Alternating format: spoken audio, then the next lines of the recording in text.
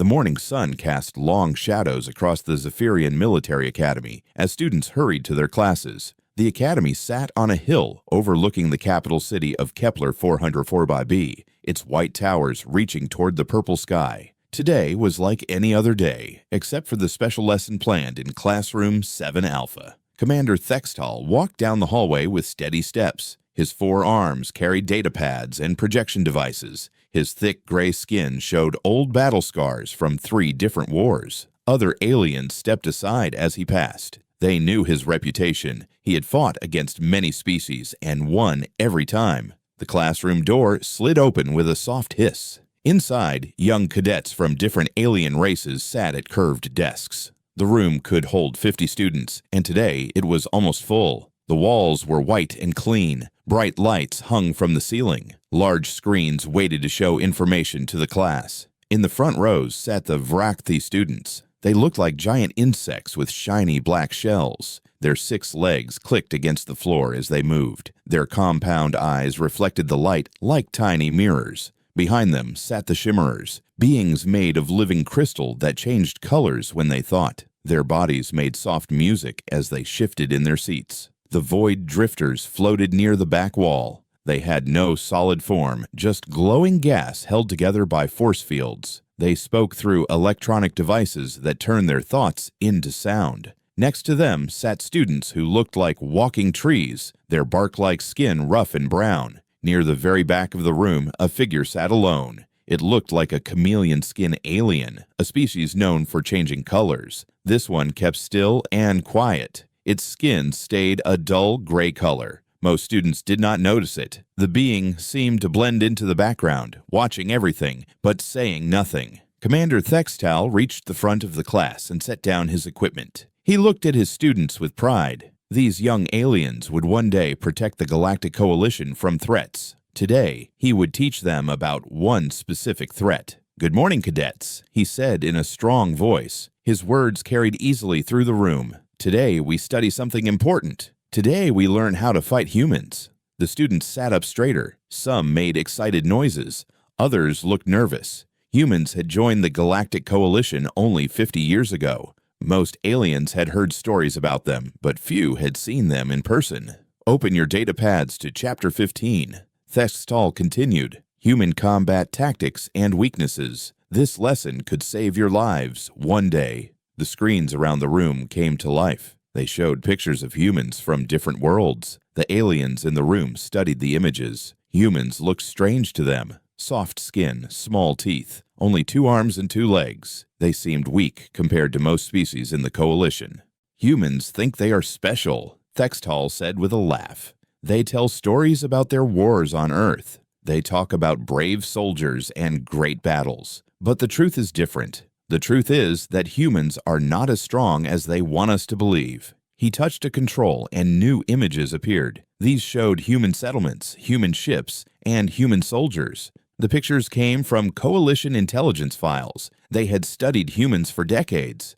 "Look at these images carefully," the commander said. "What do you see?" "I will tell you what I see. I see a species that got lucky. They joined us at the right time when we needed more members. But they are not warriors like the Vrakthi. They are not wise like the Eternal Minds. They are not strong like the Stone Giants." A Shimmerer student raised her hand. Her crystal body turned blue, which meant she was curious. "Commander, did humans not fight well in the Integration Wars?"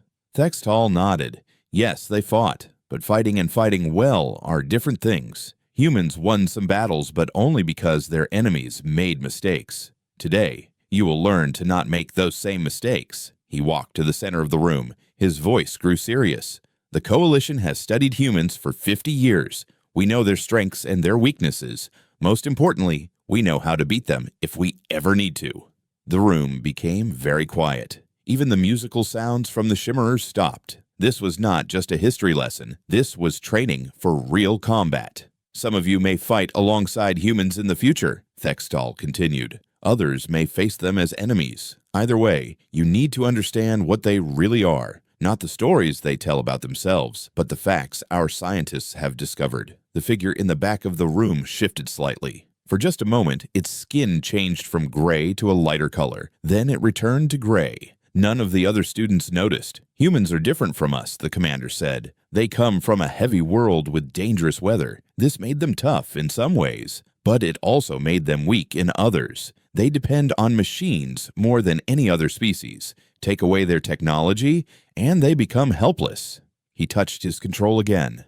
Now the screen showed human anatomy. The images were detailed and clear. Red lines marked important spots on the human body. Today's lesson has 5 parts, Thextal announced. First, we will study human physical weakness. Second, we will learn about their mental failures. Third, we will examine their social problems. Fourth, we will practice combat techniques. Finally, we will discuss how to use this knowledge in real situations. The students opened their notebooks. Some used old-fashioned paper and writing tools. Others used electronic devices. All of them prepared to learn everything they could about fighting humans. Remember, Thextal said as he prepared his first presentation, humans are not your friends just because they are in the coalition. Politics change, alliances break, but knowledge lasts forever. What you learn today may save your life tomorrow.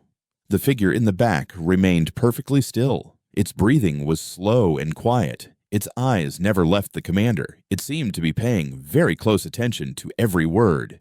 The lesson was about to begin. Commander Thextal pressed a button on his control panel. The lights in the room dimmed slightly. A large hologram appeared in the center of the classroom. It showed a human male, rotating slowly so the students could see every angle. The figure was naked, showing all the details of human anatomy. "Observe carefully," Thextal said, pointing at the hologram with one of his 4 arms. "This is your enemy. Study it well." The alien students leaned forward in their seats. Some had never seen a human this clearly before. The Vrakthi clicked their mandibles together, making soft, chattering sounds. The Shimmerers turned bright yellow, which meant they were learning. Even the Void Drifters moved closer, their gas forms swirling with interest. "The first thing to understand about humans is how weak their bodies are," the commander began. "Look at this skin." He pointed to the hologram's arm. "It is soft and thin.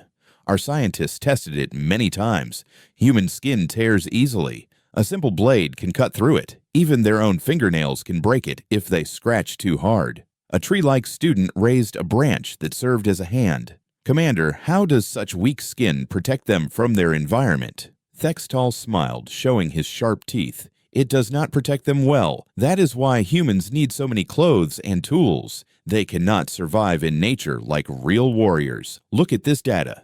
The hologram changed to show charts and numbers. The information came from Coalition medical files. It showed human injury reports from the last 50 years.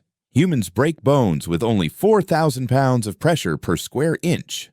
Thextal read from his notes. "Compare this to our Vrakthi friends, whose shells can handle 40,000 pounds, or the stone giants, who laugh at pressures that would crush any human." The Vrakthi students made proud clicking sounds. Their black shells gleamed under the lights. They were much stronger than humans, and they knew it. "But broken bones are not their worst weakness," the commander continued.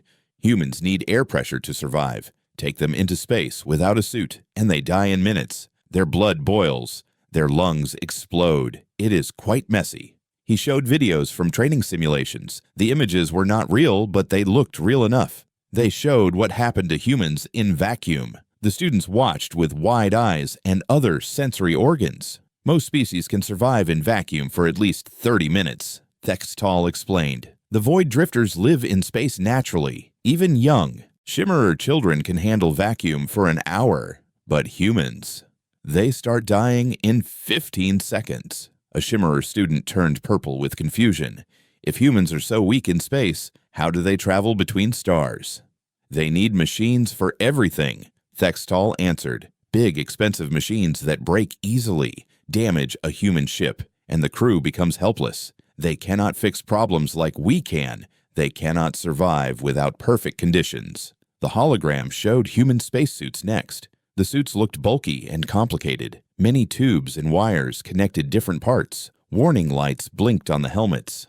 "Look at how much equipment they need just to work in space," the commander said. "We counted 47 different systems in a standard human spacesuit. If any one of these systems fails, the human inside dies. Compare this to a void drifter who needs nothing, or a shimmerer who needs only simple crystal armor. The figure in the back of the room remained still and quiet. Its gray skin had not changed color since the lesson began. It seemed to be listening very carefully, but it did not take notes like the other students. Now let us discuss human strength. Thextal continued. He made the hologram show human muscles. The average human can lift only twice their body weight. A typical human weighs 70 kilograms and can lift 140 kilograms. This sounds impressive until you compare it to other species. New images showed different aliens lifting heavy objects. A Vrachthy lifted 10 times its body weight. A stone giant lifted 50 times its weight. Even the floating void drifters could move objects many times heavier than a human could manage. Human muscles are made wrong, Thextal explained. They chose speed over strength when they evolved. This means they can move fast for short distances, but they cannot lift heavy things or fight for long periods. He showed more data about human endurance. The numbers came from coalition sports competitions where humans had competed against other species. In our last games, the best human runner finished in 47th place, the commander said.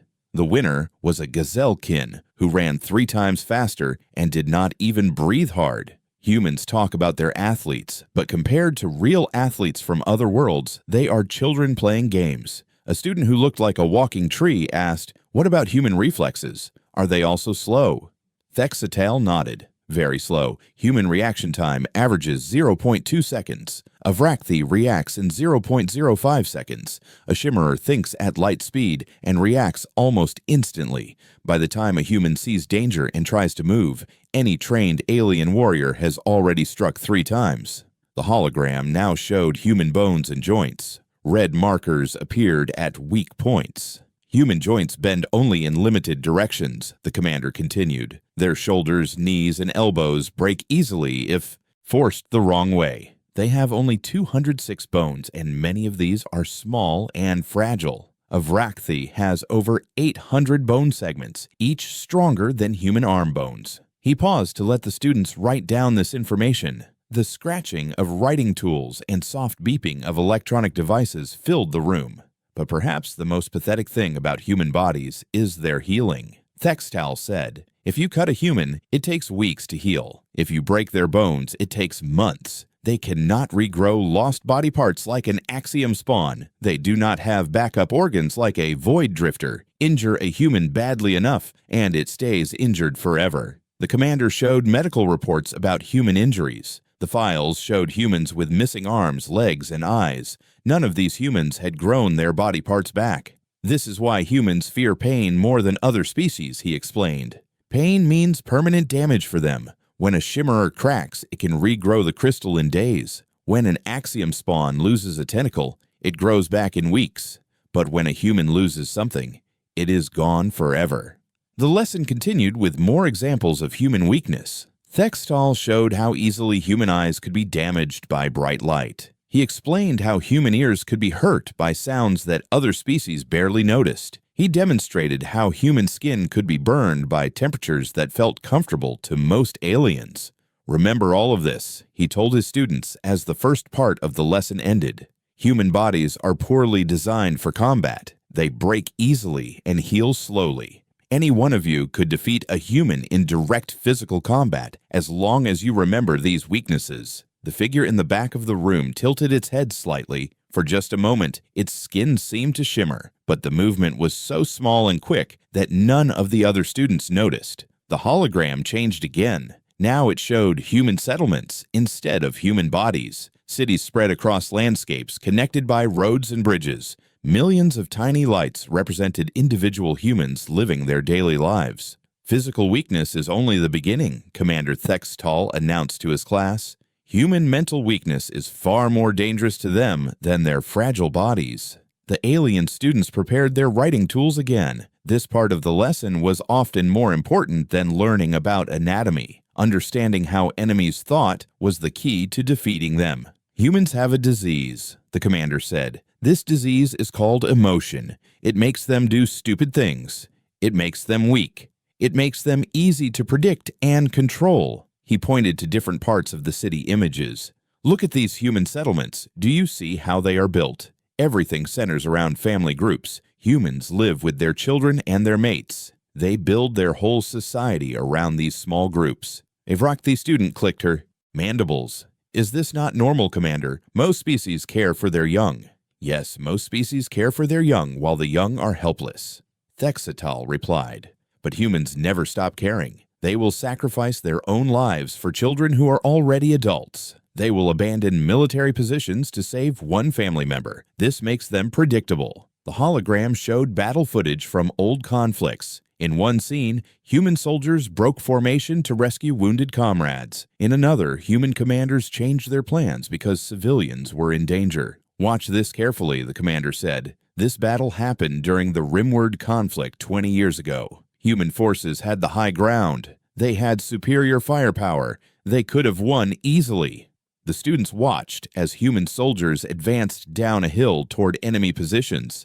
Everything went well until enemy forces threatened a nearby civilian town. The human commanders immediately changed their attack to protect the civilians. The humans lost that battle, Thextal explained. They lost because they cared more about strangers than about winning. A rational military force would have ignored the civilians and completed their mission. But humans cannot think rationally when emotions control them. The hologram showed more examples. Human rescue teams entering dangerous areas to save single individuals. Human ships changing course to help vessels from other species, even when those species were enemies.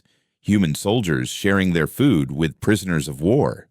This emotional thinking creates patterns, the commander continued. If you capture one human, others will try to rescue them. If you threaten human civilians, human soldiers will abandon good positions. If you make humans angry, they stop thinking clearly. A Shimmerer student turned orange with interest. Commander, how do we use this emotional weakness against them?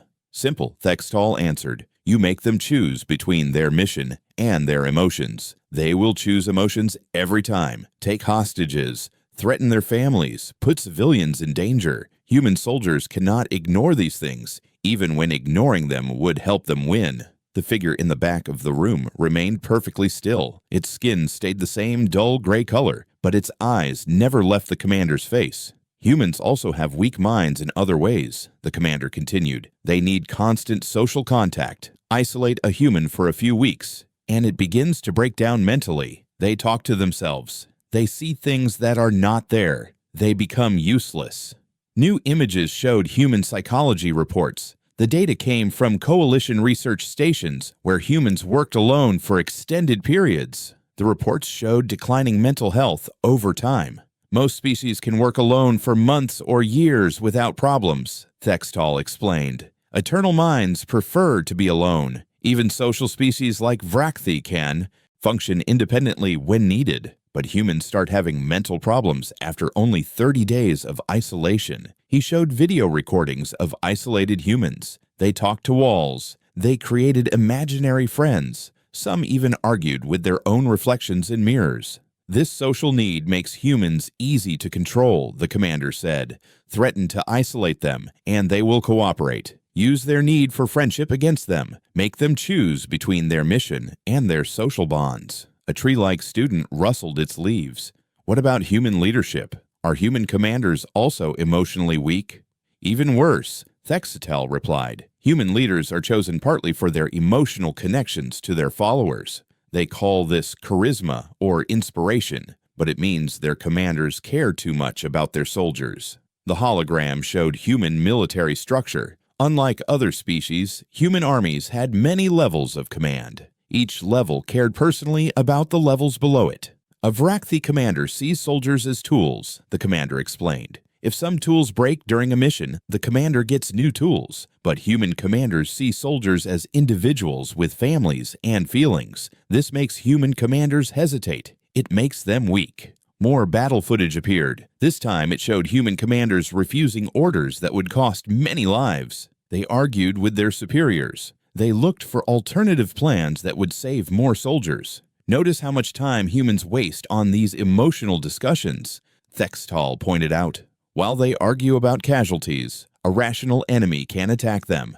While they worry about individual soldiers, they lose sight of larger objectives. The lesson moved to human social structures. The hologram showed human governments, human religions, and human entertainment. Humans organize their entire society around emotional concepts, the commander said. They call these concepts rights and freedoms and dignity. These ideas have no logical basis. They exist only because humans feel they should exist. Images showed human protests and demonstrations. Thousands of humans gathered to demand changes to their governments. They carried signs with emotional messages. Many of them cried or shouted. Look at how much energy humans waste on these emotional gatherings, Thextal said. They could use this time and energy for productive work. Instead, they spend it arguing about feelings.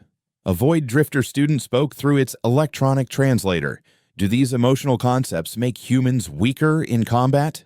Absolutely, the commander answered. Human soldiers follow rules of war that limit their effectiveness. They will not attack certain targets. They will not use certain weapons. They will not torture prisoners for information, all because of emotional thinking.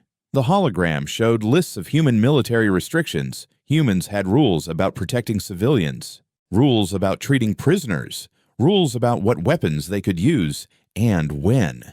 Compare this to rational military thinking, Thextal continued. A logical warrior uses whatever methods work best. They attack whatever targets cause the most damage to the enemy. They gather information by any means necessary, but humans limit themselves because of feelings. More examples appeared on the screens. Human soldiers giving medical care to wounded enemies. Human commanders following treaties even when breaking them would provide advantages. Human governments spending resources to help refugees instead of buying more weapons. Perhaps most importantly, the commander said, humans cannot handle stress as well as other species. When humans become afraid or confused, they make more mistakes. They stop thinking clearly. Some even become paralyzed and cannot act at all. Psychological test results showed human stress responses. The data compared humans to other species in dangerous situations. Humans scored poorly on most measures. Create enough stress, and humans will defeat themselves.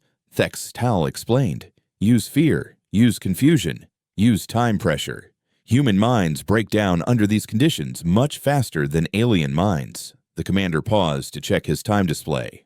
The final emotional weakness of humans is their need for hope, he said. Humans cannot function without believing things will get better. Take away their hope, and they give up completely. Historical examples showed human behavior during disasters and wars. When humans believed they could not win, they often surrendered rather than fight to the death. When humans lost hope of rescue, they sometimes stopped trying to survive. Other species fight until death regardless of circumstances, Thextal noted. Vrakthi will battle impossible odds without hesitation. Shimmerers calculate probabilities but continue fighting even when success seems unlikely. But humans need to believe they can win. Remove that belief, and they become harmless.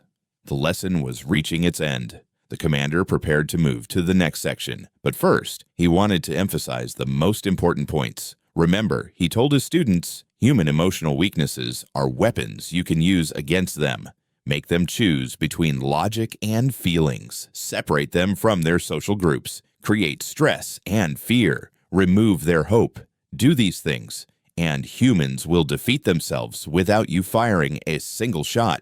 In the back of the room, the quiet figure shifted slightly in its seat. For just a moment, its gray skin seemed to darken, but the change was so subtle that no one noticed it. Commander Thextal looked at his time display again. The lesson was almost over. He had covered human physical weaknesses and mental failures. Now it was time to finish with practical advice. Before we end today, he announced, let me share the most important lesson about fighting humans. They are not warriors. They are pretenders who got lucky during the integration wars. The hologram changed one last time. It now showed human military equipment. Weapons, vehicles, and armor appeared in detailed displays. To most of the alien students, the equipment looked impressive, but Thextal had different ideas. Look at these human weapons, he said, pointing at images of human rifles and pistols. They still use kinetic projectiles, metal bullets fired by chemical explosives. This is primitive technology that most species abandoned centuries ago. A Vrakthi student clicked in confusion.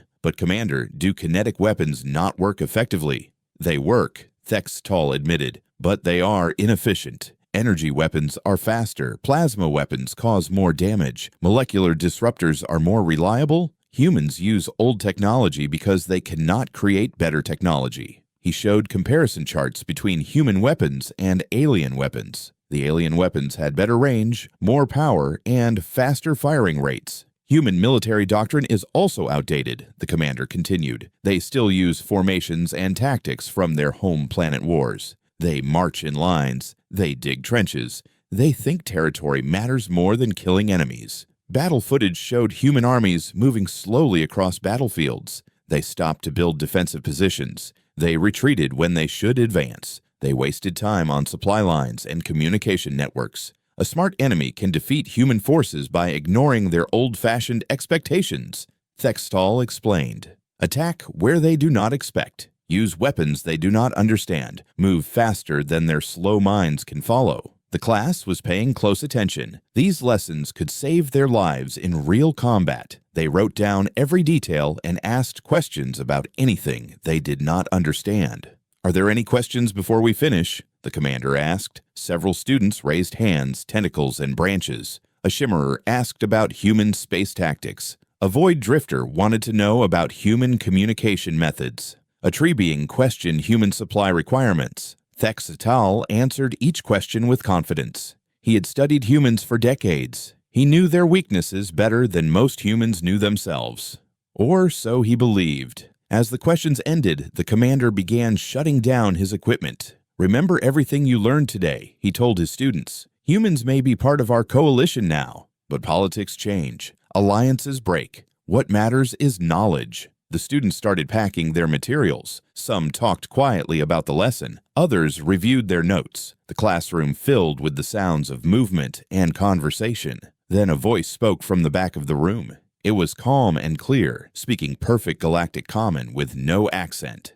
"Excuse me, Commander." Everyone turned to look. The gray-skinned figure in the back corner was standing up. It had been so quiet during the entire lesson that most students had forgotten it was there. "I have a few corrections to your lesson plan," the voice continued. Commander Thextall frowned. Students were not supposed to interrupt once class ended. "What corrections?" he asked sharply. The figure began to shimmer. Its gray skin rippled like water. Colors flowed across its surface as some kind of technology deactivated. The alien students watched in amazement as the chameleon skin disguise faded away. Where an alien had stood, now there was clearly a human female. She had dark hair pulled back in a simple style. Her clothes were plain civilian garments, not military uniforms. She looked completely ordinary, the kind of human you might see in any coalition station. But her eyes were not ordinary. They were alert and intelligent. They looked directly at Commander Thextall without any fear or uncertainty. "My name is Dr. Sarah Chen," the human said. "I work with the Terran Cultural Exchange Program. I have been auditing various coalition courses about my species. This class was particularly interesting." The classroom became completely silent. Even the musical sounds from the shimmerers stopped. Several students reached for their weapons out of instinct, but the human woman ignored this completely. Commander Thextall stared at her in shock. A human had been sitting in his classified military briefing for over 2 hours. His sensors had not detected anything unusual. His security systems had failed completely. "How long have you been here?" he demanded. "Since the beginning of your lesson," Dr. Chen replied calmly. "I arrived early and took a seat. I wanted to hear everything you had to say about my species." She walked slowly toward the front of the classroom. Her movement was smooth and confident. Several students shifted nervously, but she paid no attention to them. "You mentioned that humans are predictable," she said conversationally, "that we make emotional decisions instead of logical ones, that we are weak and fragile and easy to defeat." Thextall tried to regain his composure. "You are one human in a room full of trained soldiers," he said. "Your presence here proves nothing."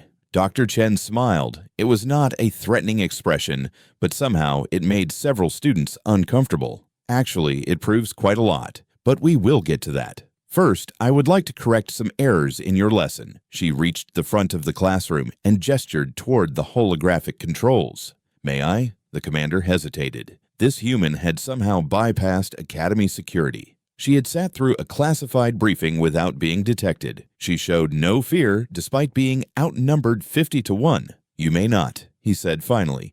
"You are not authorized to use military equipment." "Of course not," Dr. Chen agreed. "I was just being polite. Let me correct your errors without visual aids." She turned to face the class. Most of the students were staring at her with surprise and confusion. A few looked frightened. Some seemed curious about what she might say. "Your first major error was about human physical capabilities," she began. "Commander Thextal told you that humans die quickly in vacuum. This is not exactly true."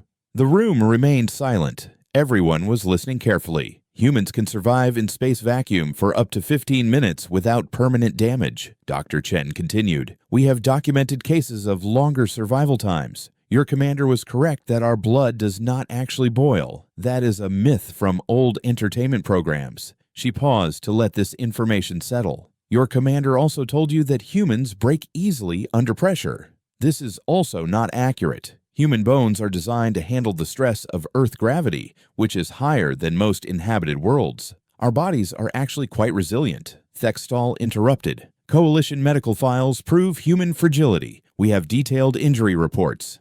"Yes, you do," Dr. Chen agreed, "but you misunderstood what those reports mean. Humans get injured more often than some species because we take more risks. We work in dangerous conditions. We explore unknown places. We volunteer for hazardous missions." She looked directly at the commander. "Your data shows human injuries, but it does not show human recovery rates. It does not show humans continuing to function while injured. It does not show humans surviving damage that would kill most other species." The implications of her words were starting to sink in.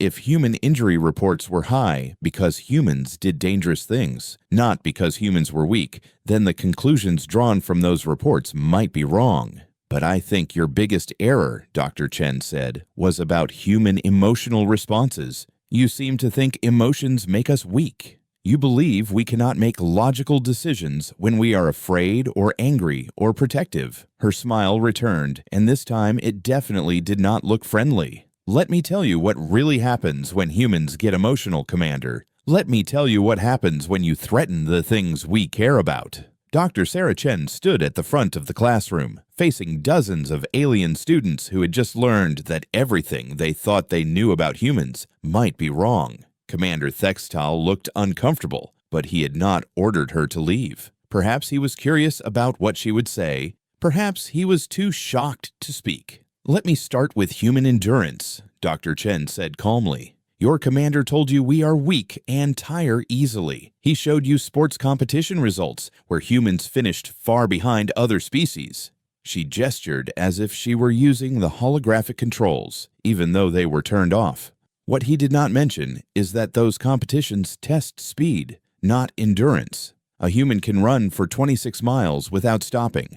We can maintain physical activity for hours, or even days when necessary. A Vrakthi student clicked nervously. "But the data showed humans losing races." "Yes, we lose sprint races," Dr. Chen agreed. "We cannot run as fast as a gazelle-kin over short distances, but we can run farther than almost any other species. On Earth, humans used to hunt animals by chasing them until the animals collapsed from exhaustion. We call this persistence hunting." She looked around the room, meeting the eyes of different students. "Your commander also mentioned human reaction times. He said we respond slowly compared to other species. This is true for simple reactions, but it ignores something important about how human minds work."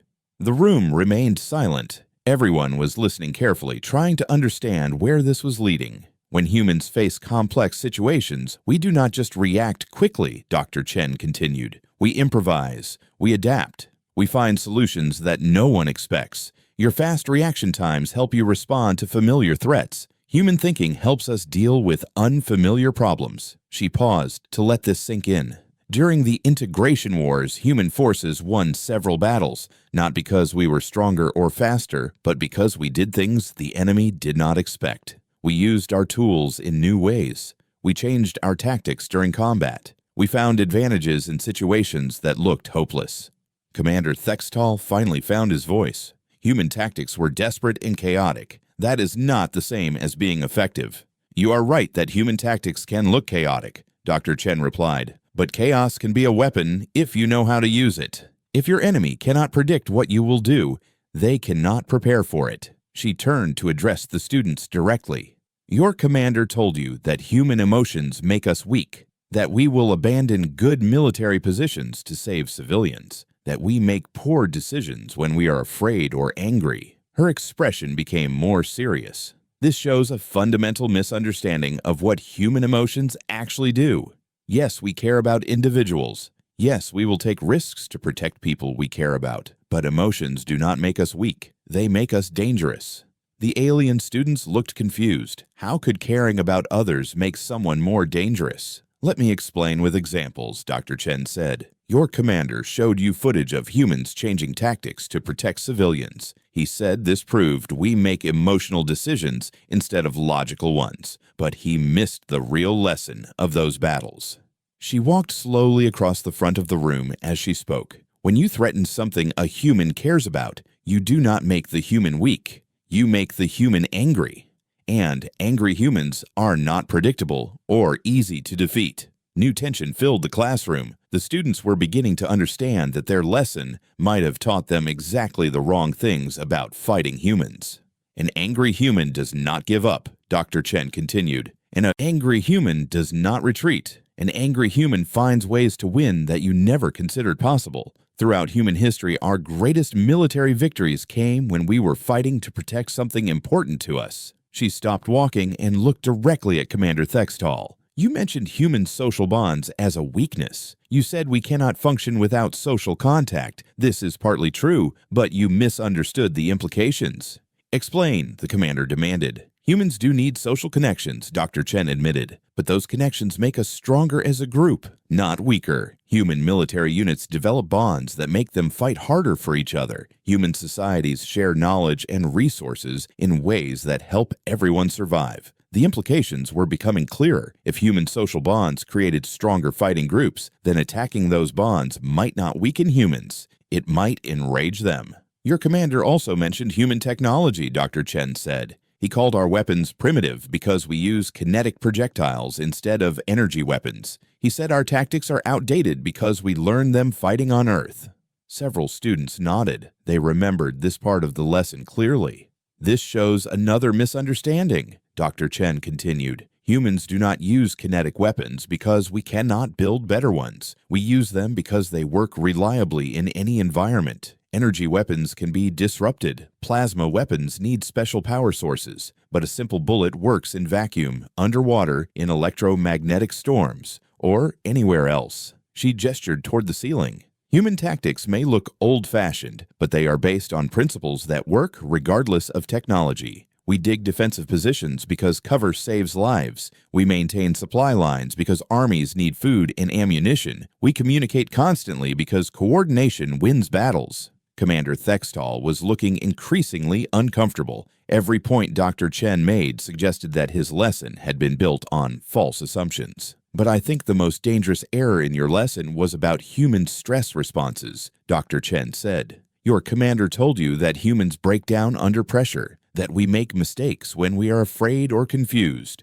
Her smile returned, but this time it looked predatory. Humans do make mistakes under stress, but we also do our best work under pressure. Human history is full of examples of individuals and groups performing impossible tasks when the stakes were highest. She began listing examples. Humans have survived in space for months after their ships were damaged. Humans have walked across continents with no food or water. Humans have held defensive positions against overwhelming odds until help arrived. Humans have solved complex problems while under attack. The classroom was completely silent now. Even the soft background humming of the environmental system seemed loud. Most importantly, Dr. Chen said, humans learn from stress. Every difficult situation teaches us something new. Every failure shows us how to do better next time. Other species might be stronger or faster or more logical than humans, but humans get better. She looked around the room one more time, making eye contact with as many students as possible. Your commander taught you to see human traits as weaknesses, emotional responses, social bonds, stress reactions, adaptation, improvisation. He told you these things make humans easy to defeat. The pause stretched for several seconds. He was wrong. These traits make humans very difficult to defeat, and the more pressure you put on humans, the more dangerous we become." Dr. Chen reached into her pocket and pulled out a small device. Several students tensed, but she held it where everyone could see it clearly. It was just a standard recording unit. "The Cultural Exchange Program has a complete recording of this lesson," she announced. "We find it useful to know what other species think they know about us. It helps us understand where misconceptions come from." Commander Thextal stared at the recording device with horror. His classified military briefing had been recorded by a human intelligence operative. "Do not worry, Commander," Dr. Chen said gently. "We are not planning to use this information against you. We just want to understand how we can work better together in the coalition." She turned toward the door, then paused. "Oh, and one more thing. I have been sitting in your classified military briefing for over 2 hours. Your sensors detected nothing unusual. Your security systems identified me as a known alien species." Her final smile was almost friendly. "You might want to update your threat assessment protocols, and perhaps consider that if one human can fool your best security while sitting right in front of you, your assumptions about human capabilities might need revision." Dr. Chen walked to the door, which opened automatically for her. She paused one last time to address the class. "Thank you for the educational experience," she said. "I hope you found it as informative as I did." The door closed behind her, leaving a classroom full of stunned aliens and one very pale commander to think about everything they thought they knew about humanity. In the silence that followed, several students looked at their notes about human weaknesses and began erasing what they had written.